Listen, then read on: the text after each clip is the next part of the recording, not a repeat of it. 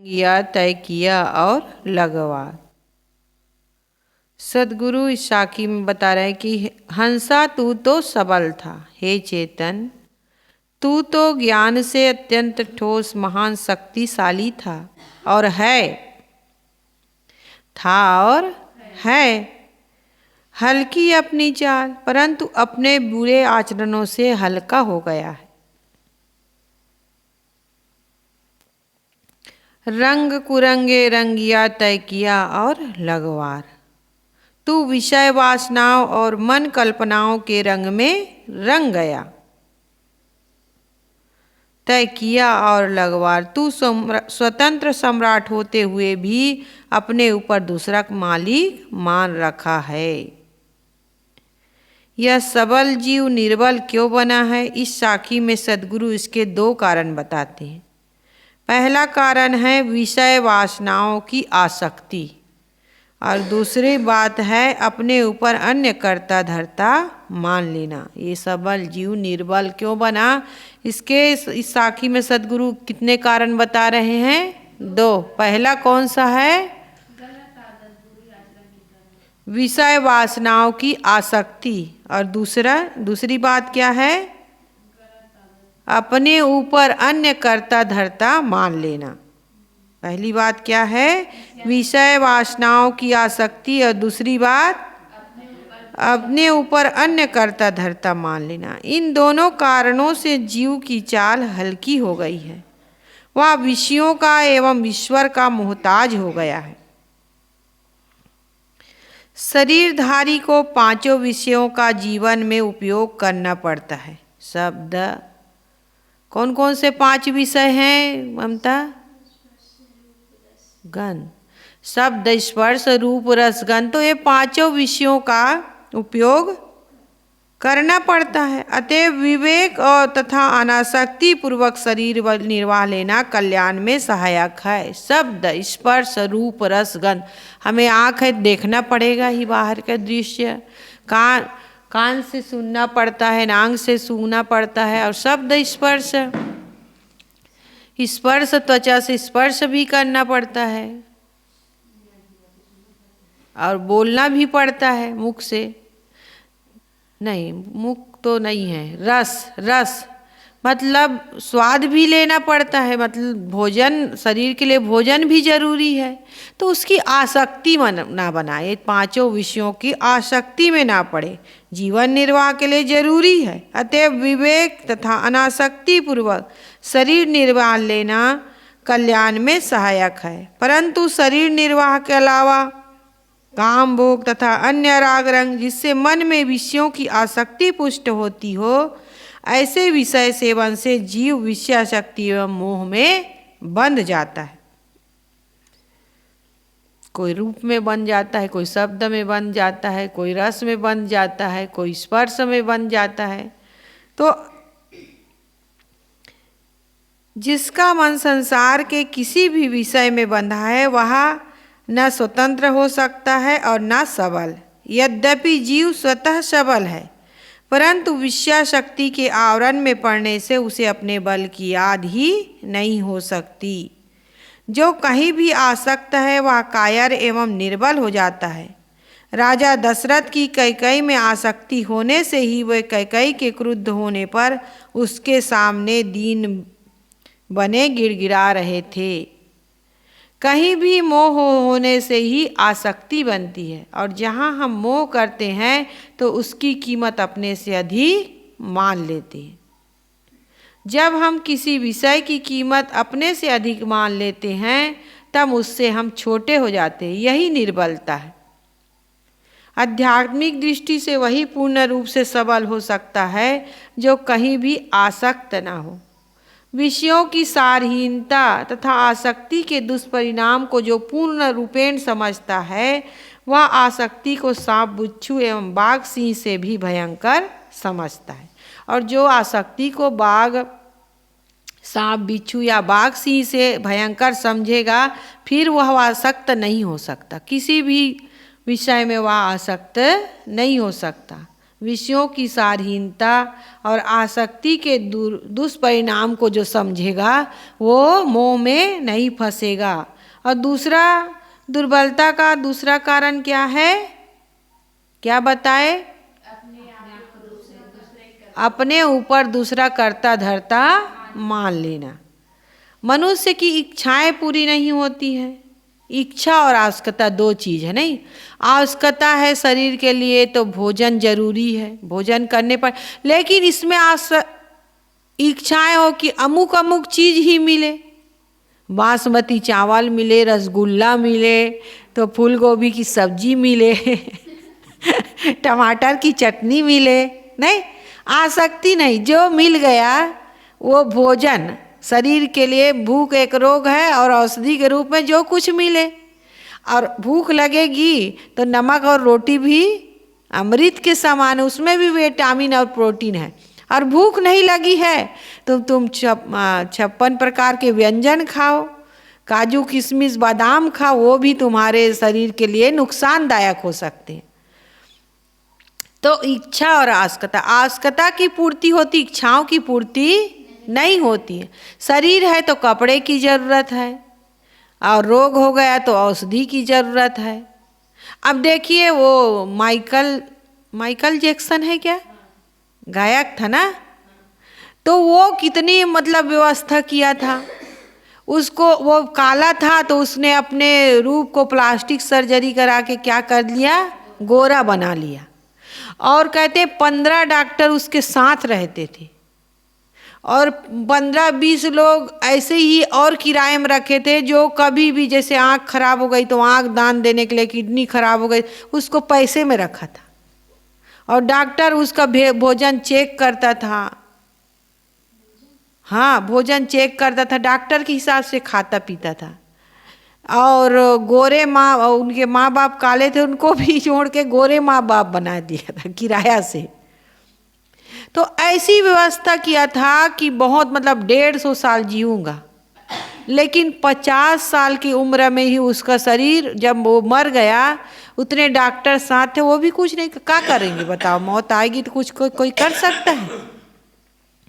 तो उनकी इच्छाएं इतनी थी कि 150 वर्ष जीऊँगा, लेकिन 50 साल। और जब मरा तो उनके जांच हुआ शरीर का, तो एकदम मतलब चूर चूर हो गया था अंदर से हर चीज।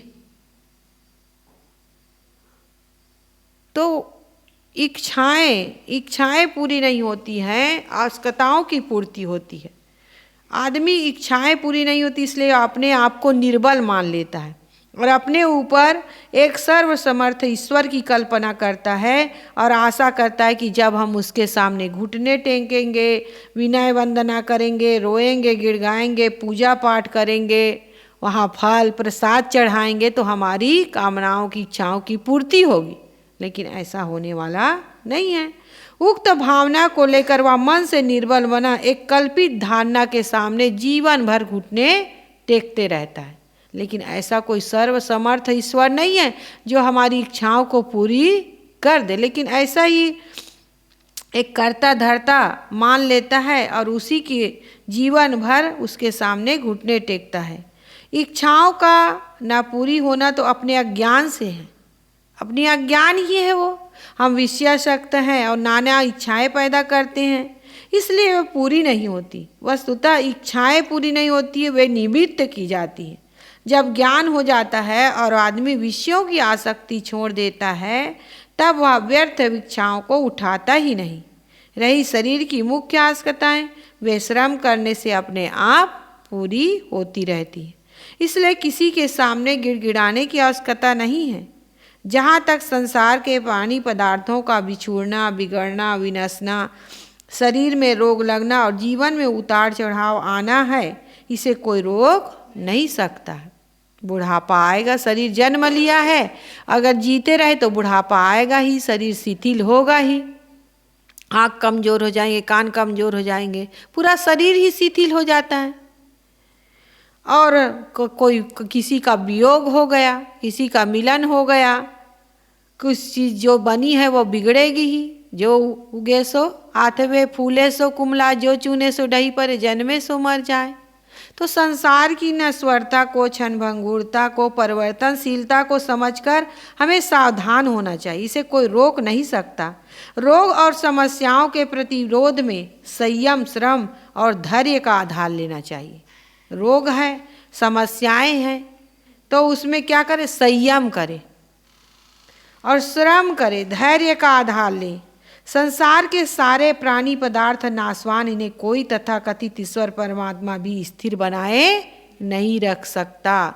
जिसे हम भगवान भगवती कहते हैं वो भी इस संसार से चले गए, नहीं तो वो स्थायी रहते। कुछ भी यहाँ का स्थायी रहने वाला नहीं है। मनुष्य ने अपने स्वतः सबल शुद्ध चेतन स्वरूप की भूल से मन द्वारा ईश्वर की सृष्टि की। भूल गया कि मैं चेतन, ये जो चेतन आत्मा विराजमान है, जीव है, इसको चेतन भी कहते हैं, ये सर्वशक्तिमान है। इसको हम नहीं समझते। इसकी भूल के कारण ही हम क्या करते हैं? ईश्वर की सृष्टि की और भक्ति भावना के नाम पर ईश्वर की मन कल्पित धारणा में इतना आसक्त हो गए कि अपने आपा को भूल गए और बाहर केवल कल्पना करने लगे। बाहर एक ऐसा सर्वशक्तिमान करता धरता है, ईश्वर है, वही हमारी सारी इच्छाओं की पूर्ति करेगा, वो सब कर सकता है। हम तो तुच्छ हैं, अल्प हैं, दीन हैं, हीन हैं, कुछ भी नहीं कर सकते। लेकिन आज हम देख रहे हैं कि मनुष्य जीव ही सब कुछ कर रहा है। जीव की शक्ति ना होती तो ये ज्ञान विज्ञान का विस्तार कौन कर रहा है? हवाई जहाज, पक्षियों की तरह हवाई जहाज कौन उड़ा रहा है बताइए? ट्रेन में इतने सामान लद के कितना जा रहा है? ये मनुष्य अपनी शक्ति की पहचान नहीं कर पा रहा है। बना तो खुद रहा है लेकिन बाहर करता धरता मान लेता है। कितनी अंगूठियां पहन लेता है। अंगूठी क्या करेगा? तुम्हारा कर्म, तुम्हारा जीवन जो जी रहे हो, उसमें कर्म कर रहे हो, वही तुम्हारा असली साथी है।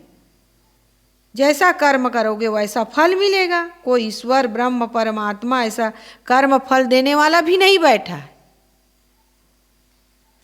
तो प्रार्थना वंदना के नाम पर रोना गिड़गिड़ाना उसकी नियति हो गई है। भूलवश मान लिया कि हम अंश है, प्रतिबिंब है, अल्पज्ञ है, अनाथ है। जैसे मनुष्य हाथों से मिट्टी, पत्थर, धातु आदि की मूर्ति बनाकर उसके सामने घुटने टेकता है, वैसे वह मन से ईश्वर की मूर्ति बनाकर उसके सामने घुटने टेकता है।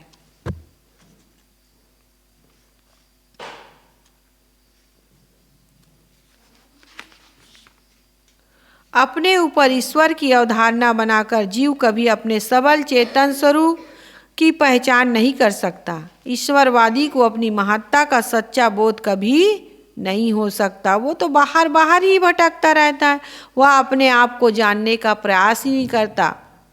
अतएव सद्गुरु कहते हैं कि हे सहंस चेतन, तू विषय शक्ति की दुर्बलता और अपने ऊपर कर्ता धर्ता की बनाई हुई मान्यता को दूर कर अपनी पूर्णता, सबलता, स्वतंत्रता को पहचान और अपने गरिमामय स्वरूप में प्रतिष्ठित हो।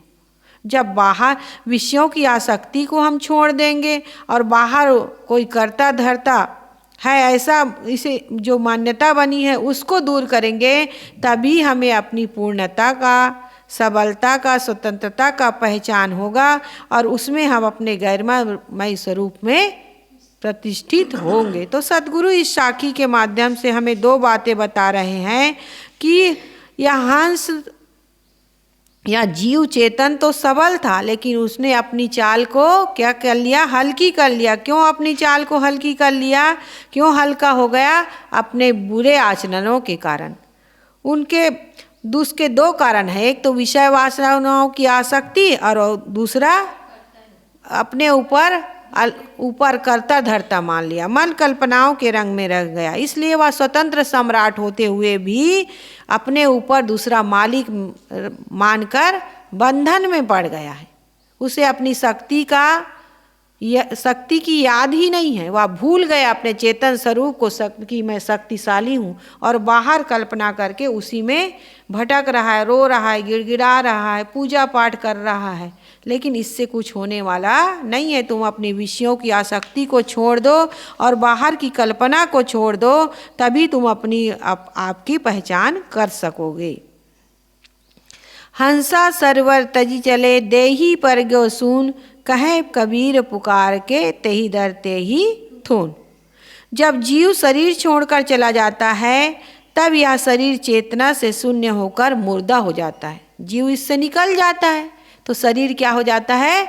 मुर्दा हो जाता है। उसको फिर कोई रखेगा नहीं, वह 2 ही दिन में सड़ने लग जाता है। जब तक चेतन है तब तक इसकी चमक है। सदगुरु जोर देकर कहते हैं कि कहे कबीर पुकार के, तेही दर तेही तून।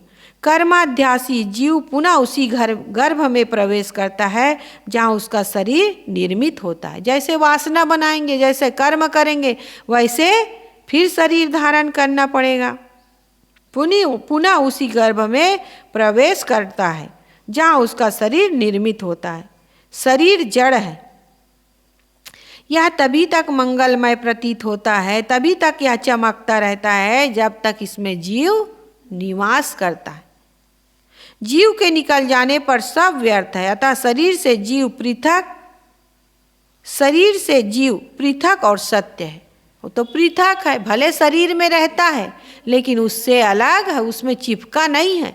उसके निकल जाने पर यह शरीर क्या हो जाता है? मुर्दा हो जाता है। क्योंकि जड़ 5 तत्वों से ये शरीर बना है, जड़ तत्वों से शरीर बना है और अंत में जड़ में ही मिल जाता है।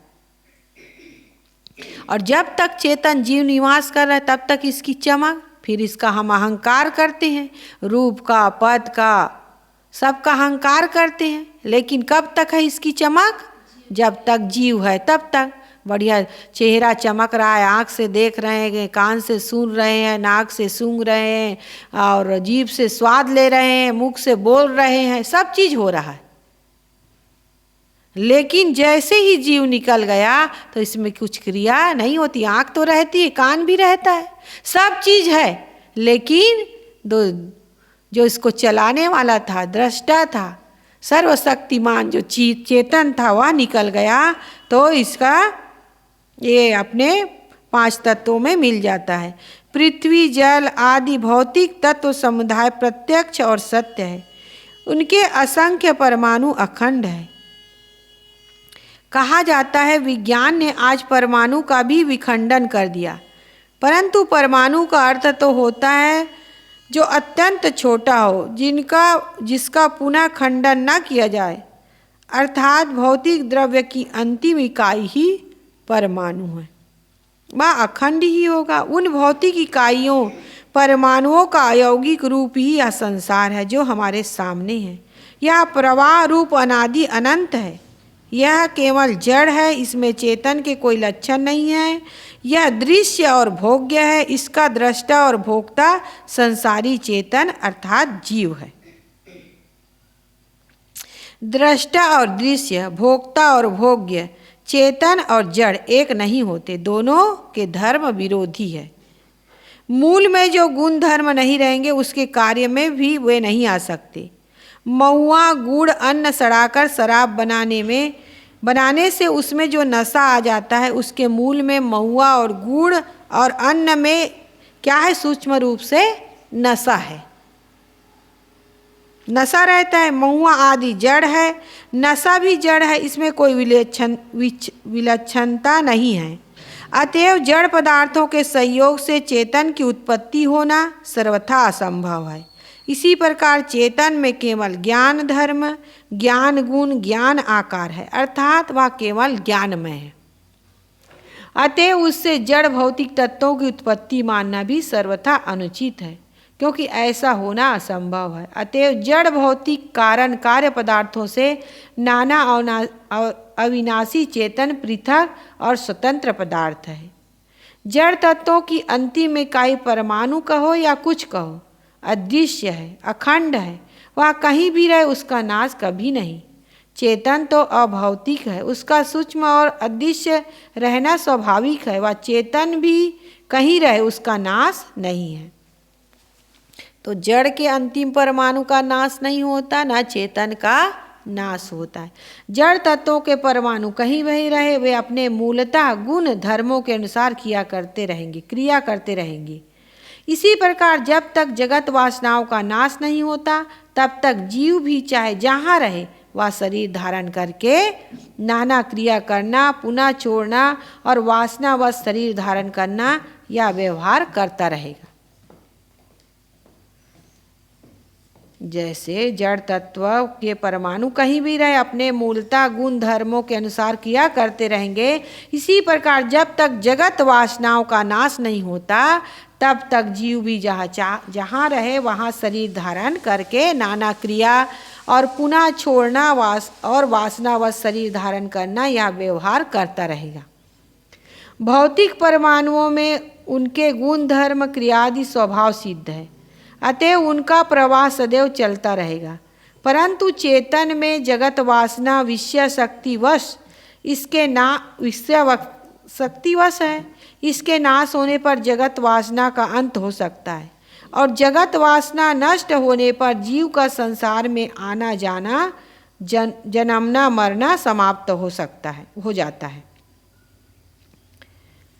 जगत वासना का अंत हो, जगत वासना नष्ट होने पर ही जीव का संसार में आना जाना और जन्मना मरना समाप्त होगा।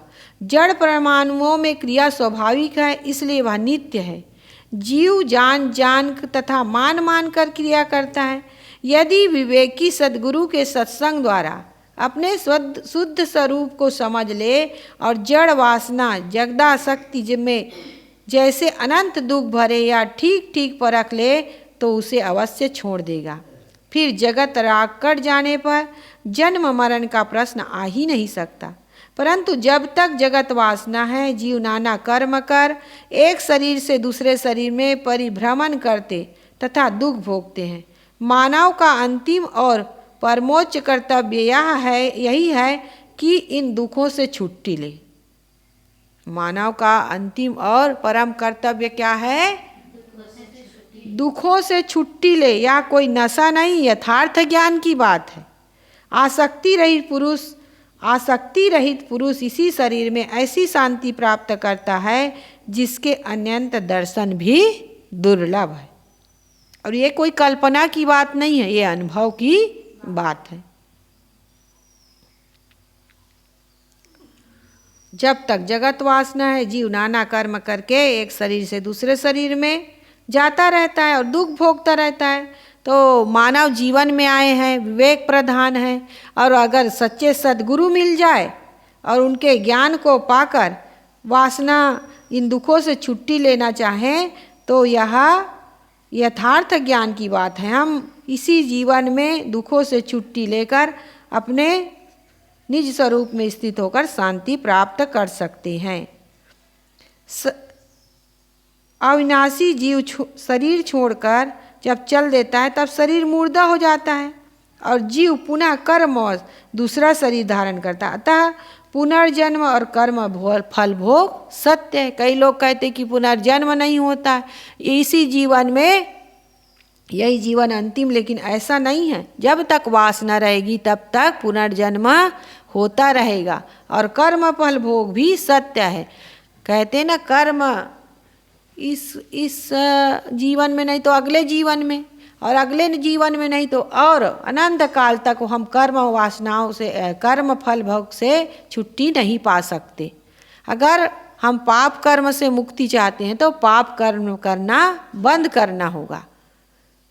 कहते हैं, व्यास जी ने कहा है कि जैसे एक बछड़ा अपनी माँ को सैकड़ों गाय हो, लाखों गाय हो, और वो अपनी माँ को पहचान लेता है, वैसे कर्म ही जीव को पहचान लेता है। तो इसलिए कर्म फल भोग सत्य है। तो आज हमें मुक्ति का मार्ग मिला है, सच्चे सद्गुरु मिले, मानुष तन सद्गुरु मिलन मोक्ष इच्छा हो, कल्याण की साधना में है। तो अपने कर्म को और साधना क्षेत्र में आके तो और अपने कर्म को ना बिगाड़े, क्योंकि इस क्षेत्र में आकर भी गलत कर्म कर लेते हैं तो और ज़्यादा पाप हो जाता है। सबसे बड़ा पाप तो यही है, जब हम जानते बूझते हुए भी गलत, जो नहीं जानता वो गलत कर लेता है तो उसके लिए तो अलग बात, लेकिन जानते सुनते हुए भी हम गलत कर्म करें तो बहुत बड़ा यह पाप है। सदगुरु कबीर साहब कहते हैं, कहाँ कबीर सत सुकृत मिले तो बहुरी न झूले आन। हिंडोला में कबीर साहब ने कहा, कहाँ कबीर सत सुकृत मिले, तो इस भरम हिंडोले में झूलना कब नहीं पड़ेगा? सत्य, सत्य और सुकृत। सत्य क्या है? अपनी आत्मा, उसका ज्ञान होगा, और उसके साथ सुकृत मतलब पवित्र कर्म करना पड़ेगा। हमारे मन में कोई गलत भाव ना आए, विचार गलत ना हो, कर्म जो करते हैं वो गलत ना हो। तो सत्य और सुकृत, तो आत्मा सत्य है और उसके साथ पवित्र कर्म हो, तभी इस झूले से हम बच सकते हैं। इस जन्म मरण से हमारा जन्म आना जाना, जन्मना मरना समाप्त तो कब होगा? जब जगत वासना नष्ट होगा। तो सदगुरु इस साखी में बता रहे हैं कि हंसा सरवर तजी चले, देही परगव सून, कहे कबीर पुकार के तेही डरते ही थून। जब जीव शरीर छोड़कर चला जाता है तब यह शरीर चेतना से शून्य होकर क्या हो जाता है? मुर्दा हो जाता है। इसलिए सदगुरु जोर देकर कहते हैं कि कर्म अध्यासी जीव पुनः उसी गर्भ में प्रवेश करता है जहाँ उसका शरीर निर्मित होता है, क्योंकि वासना ही इस जीव को ले जाता है। इसलिए वासनाओं का त्याग करो, अपने आत्मा को समझो, जानो और उसमें स्थित होने का काम करो, और साथ साथ पवित्र कर्म करो, तभी इस जन्म मरण से मुक्ति पा सकते हो। बोलिए सद्गुरुदेव की जय।